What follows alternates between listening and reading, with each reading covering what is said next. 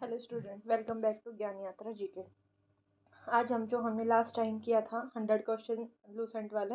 आज हम उससे आगे 100 क्वेश्चन करेंगे, ठीक है, क्योंकि एक 500 की सीरीज है जिसमें अपन मोस्टली हिस्ट्री के जितने भी इंपॉर्टेंट क्वेश्चन है वो सारे कवर करने की कोशिश करेंगे। तो नेक्स्ट 100 क्वेश्चन अब आप इसमें देखेंगे, ठीक है। मतलब वन लाइनर है जिससे आपको ईजिली क्या हो जाएगा, याद हो जाएंगे वो और आपके दिमाग में रहेंगे, जिससे आपको रिवीजन में भी इजी रहेगा। तो बिना देरी के हम शुरू करते हैं। अपना पहला क्वेश्चन है, प्रागैतिहासिक काल को अंग्रेजी में क्या कहते हैं। तो उसकी बात करें तो हम,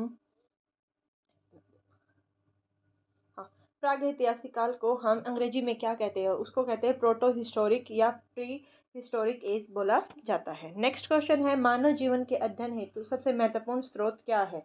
तो मानव जीवन से संबंधित अगर अपन को कोई अवशेष चाहिए तो वो कौन सा होगा, वो पुरातात्विक अवशेष माना जाता है। नेक्स्ट क्वेश्चन है, भारत में सिंधु सभ्यता की खोज कब हुई थी। तो अगर भारत की बात करें तो उसमें सिंधु सभ्यता की खोज 1921 ईस्वी में हुई थी। नेक्स्ट है, सिंधु सभ्यता की खोज किसने की थी। तो सिंधु सभ्यता की खोज की बात करें तो दयाराम साहनी ने इसकी खोज की थी। नेक्स्ट क्वेश्चन है, हड़प्पा की खोज किसने की थी। तो हड़प्पा संस्कृति की खोज भी किसने की थी, दयाराम साहनी ने ही की थी। नेक्स्ट है, मोहनजोदड़ो की खोज किसने की थी। तो अगर हड़प्पा संस्कृति की बात आई और मोहनजोदड़ो की बात आई तो दयाराम साहनी ने की थी, लेकिन मोहनजोदड़ो की खोज किसने की थी, राखल दास बनर्जी ने की थी, ठीक है। नेक्स्ट है, सिंधु सभ्यता को और किस नाम से जाना जाता है। तो सिंधु सभ्यता को हम और क्या कहते हैं, हड़प्पा सभ्यता भी कहते हैं। अब ये बात करें कि सिंधु सभ्यता किस नदी पे बसी थी, तो वो सिंधु नदी पे बसी थी। ऐसा माना जाता है कि जो सिंधु सभ्यता, उसका नाम सिंधु नदी के कारण ही इसका नाम सिंधु सभ्यता पड़ा था, ठीक है।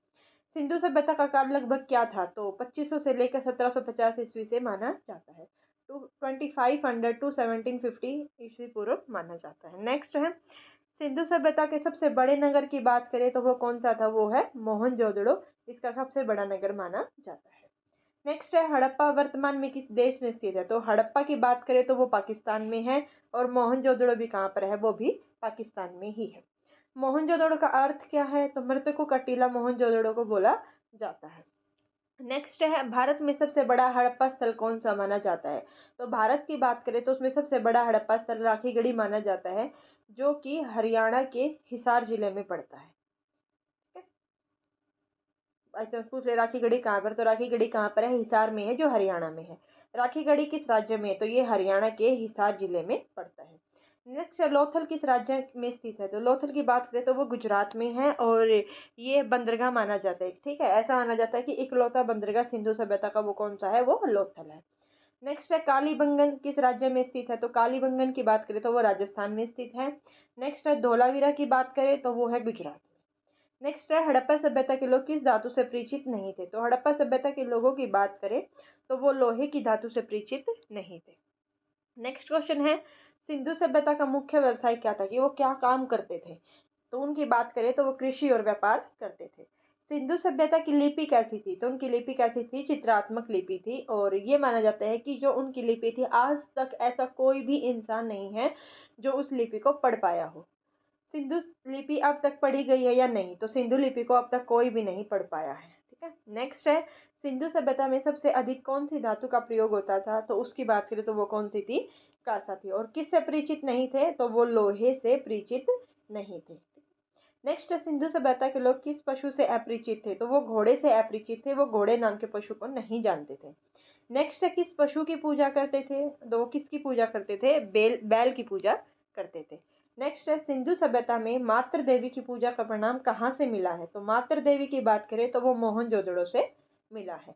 नेक्स्ट है, सिंधु सभ्यता का प्रमुख देवता कौन माना जाता है। तो सिंधु सभ्यता की बात करें तो अगर मातृ देवी की बात करें तो मोहनजोदड़ो से मिले हैं, और अगर उनके देवता की बात करते हैं तो वो पशुपति शिव है। नेक्स्ट है, सिंधु सभ्यता में अग्निकुंड कहाँ मिला है। तो अग्निकुंड की बात करें तो वो कहाँ पर बना है, कालीबंगन में मिला है। सिंधु सभ्यता का बंदरगाह कौन सा है, लोथल है। और लोथल अभी मैंने बताया था ना कि कहाँ पर है, तो कहाँ पर है वो मुझे कमेंट बॉक्स में बताना। लोथल किस लिए प्रसिद्ध था। लोथल गोदीवाड़ा या डॉकयार्ड के लिए प्रसिद्ध था, यानी कि यहाँ पर जितना भी बाहर से सामान लाया ले जाया जाता था वो यहीं से ले जाया जाता था। ये एक बंदरगाह थी। नेक्स्ट, हड़प्पा सभ्यता में जल निकासी व्यवस्था कैसी थी। तो जल निकासी व्यवस्था की बात करें तो वो कैसी थी, विकसित थी। वहाँ के मकान की बात करें तो कैसे मकान थे, पक्की ईंटों से बने हुए मकान थे। कपड़ों की बात करें कि कैसे कपड़े पहनते थे, तो वहाँ के लोग सूती वस्त्र से बने कपड़े पहनते थे। नेक्स्ट है, कपास का सबसे पहले उत्पादन किस सभ्यता ने किया था? तो कपास की बात करें तो सबसे पहले वो सिंधु सभ्यता ने किया था। नेक्स्ट है, सिंधु सभ्यता में मनकों का निर्माण कहाँ पर किया जाता है? तो मनकों के निर्माण की बात करें तो वो चूंदड़ों में किया जाता है। नेक्स्ट है, हड़प्पा सभ्यता का समाज कैसा था? तो हड़प्पा सभ्यता के समाज की बात करें तो वो नगर प्रधान समाज था। और किस खेल से परिचित, मतलब कैसे खेल खेलते थे? तो वो शतरंज जैसे खेल खेलते थे अपना टाइम पास करने के लिए। नेक्स्ट है, सिंधु सभ्यता में तौल माप की प्रणाली कैसी थी? तो तौल माप की प्रणाली की बात करें तो वो कैसी थी? मानकीकृत थी। नेक्स्ट है, हड़प्पा सभ्यता में शवों को कैसे दफनाया जाता था? उत्तर दक्षिण दिशा में उनका, मतलब उत्तर से दक्षिण दिशा में उनको दफनाया जाता था, ऐसे लेटाया जाता था। नेक्स्ट है, सिंधु सभ्यता के लोग किन देशों से व्यापार करते थे? तो उनकी व्यापार की बात करें तो वो मेसोपोटामिया से व्यापार करते थे। मेसोपोटामिया में सिंधु सभ्यता को किस नाम से जाना जाता था? तो मेसोपोटामिया की बात करें तो उनको मेलुहा कहा जाता था। सिंधु सभ्यता को, मेसोपोटामिया में सिंधु सभ्यता को क्या बोला जाता था? तो उसकी बात करें तो वो क्या बोला जाता था? मेलुहा बोला जाता था। नेक्स्ट है, वैदिक सभ्यता का काल कौन सा माना जाता है? तो वैदिक सभ्यता की बात करते हैं तो उसको 1500 से लेकर 600 तक माना जाता है। उस टाइम पे जो काउंटिंग थी वो उल्टी चलती थी। ये मत सोचना कि पहले ज़्यादा फिर कम है। तो उस टाइम पे क्या होता था? काउंटिंग उल्टी चलती थी। जीसस का जब बर्थ हुआ उसके बाद से काउंटिंग जो है वो सीधी होनी स्टार्ट हो गई थी, ठीक है, फिर सीधी चलनी शुरू हो गई थी। लेकिन पहले क्या था? पहले काउंटिंग है वो उल्टी चलती थी। नेक्स्ट है, आर्यों का मुख्य व्यवसाय क्या था? तो आर्यों के मुख्य व्यवसाय की बात करें तो वो पशुपालन था। नेक्स्ट है, ऋग्वेद में कितने मंडल थे? तो ऋग्वेद में 10 मंडल हैं। और अगर कुल सुख की बात करें तो वो कितने हैं? 1028 है। नेक्स्ट है, गायत्री मंत्र किस वेद में है? तो गायत्री मंत्र की बात करें तो वो है ऋग्वेद से लिया गया था। ऋग्वेद क्या है? कल बताया था ना कि ऋग्वेद क्या है? सबसे पुराना वेद है, ठीक है। अगर सबसे प्राचीन वेद की बात करें तो वो कौन सा है? ऋग्वेद है।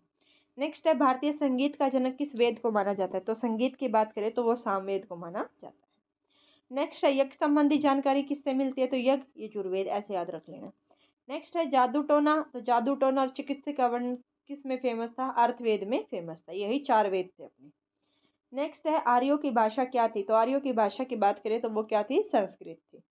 वैदिक सभ्यता में सभा और समिति क्या थी? तो वैदिक सभ्यता में सभा और समिति जनसभाएं मानी जाती थी। नेक्स्ट है, प्रारंभिक वैदिक काल में समाज कैसा था? तो समाज की बात करें तो वो कैसा था? जनजातीय समाज था। नेक्स्ट है, उत्तर वैदिक काल में वर्णन व्यवस्था किस पर आधारित है? वर्ण व्यवस्था की बात करें तो वो जन्म पर आधारित थी कि जौन जिस जन्म में जिसमें पैदा होगा, जिस परिवार में, वो उसी वर्ण का माना जाएगा और वह वही वर्ण का काम करेगा, ठीक है। उस टाइम पे जो काम थे वो सब में डिवाइड हो रखे थे कि इस कास्ट वाले ये काम करेंगे और उस कास्ट वाले वो काम करेंगे। नेक्स्ट क्वेश्चन है, ऋग्वेद आर्यों का प्रिय पशु कौन सा था? तो ऋग्वेद आर्यों की बात करें तो उनका जो सबसे प्रिय था वो गाय थी। और जो था सिंधु सभ्यता था उसमें किसकी पूजा करते थे? बैल की पूजा करते थे। और इनका प्रमुख देवता कौन सा था? तो इंद्र, जो ऋग्वेद है, ऋग्वेद आर्य, वो इंद्र को अपना मेन देवता मानते थे। अग्नि देवता का कार्य क्या था? तो अग्नि देवता के कार्य की बात करते हैं तो देवता और मनुष्य के बीच में मध्यस्थता बनाए रखना, मतलब उनके बीच में तालमेल बनाए रखना उनका काम था। वरुण किसके देवता थे? जल व नैतिक व्यवस्था के देवता वरुण को माना जाता था। नेक्स्ट है, सूर्य देवता को क्या कहा जाता है? तो सूर्य देवता की बात करते हैं तो उसको सविता भी कहते हैं। उषा किसकी देवी थी? तो उषा प्रगति व उन्नति की देवी थी। नेक्स्ट, अग्नि देवता किससे संबंधित है? तो चिकित्सा से संबंधित है अग्नि देवता। नेक्स्ट है, सोम किसका देवता था? तो सोम वनस्पति का देवता था। मरुत किसके देवता थे? आदि आंधी और तूफान के देवता किसको मानते थे? मरुत को मानते थे। नेक्स्ट है, विष्णु को किस रूप में माना जाता है? तो विष्णु को पालनकर्ता के रूप में पूजा जाता था, माना जाता था। नेक्स्ट है, वैदिक काल में राजा के राज्याभिषेक में कौन सा यज्ञ होता था? तो राजा के राज्याभिषेक में राजसूय यज्ञ किया जाता था। नेक्स्ट है, सबसे महत्वपूर्ण यज्ञ कौन सा था? तो सबसे महत्वपूर्ण यज्ञ की बात करें तो यशोमेध यज्ञ को सबसे महत्वपूर्ण माना जाता था। हल को क्या कहा जाता है? हल को सिरा भी बोलते हैं। और हल रेखा को क्या कहा जाता था? तो सीता। ऐसे आता है कि हल, मतलब बहुत बार मिलान में आ जाते, तो हल को क्या बोलते हैं? सिरा बोलते हैं। और हल रेखा को क्या बोलते हैं? सीता बोलते हैं। नेक्स्ट है, वैदिक काल में सिक्कों की इकाई कौन सी थी? तो वैदिक काल में अगर सिक्कों की इकाई की बात करें तो निष्क और शतमान को सिक्कों की इकाई माना जाता था। नेक्स्ट है, सांख्य दर्शन के प्रवर्तक कौन थे? कपिल को माना जाता है। सत्यमेव जयंती कहाँ से लिया गया है? मुंडको निपेश से सत्यमेव जयंती लिया गया है। नेक्स्ट है, महाभारत काल में महाभारत का पुराना नाम क्या था? महाभारत का पुराना नाम जय संहिता था। नेक्स्ट है, विश्व का सबसे बड़ा महाकाव्य कौन सा है? विश्व के सबसे बड़ा महाकाव्य महाभारत है। नेक्स्ट है, रामायण की रचना किसने की थी? वाल्मीकि ने की थी। और महाभारत की रचना किसने की थी? वेद व्यास ने किस रचना की थी? महाभारत की। नेक्स्ट है, गायत्री मंत्र की रचना किसने की थी? गायत्री मंत्र की रचना की बात करें तो विश्वामित्र ने की थी। नेक्स्ट है, वैदिक शिक्षा का प्रमुख केंद्र क्या था? वैदिक शिक्षा का प्रमुख केंद्र गुरुकुल था।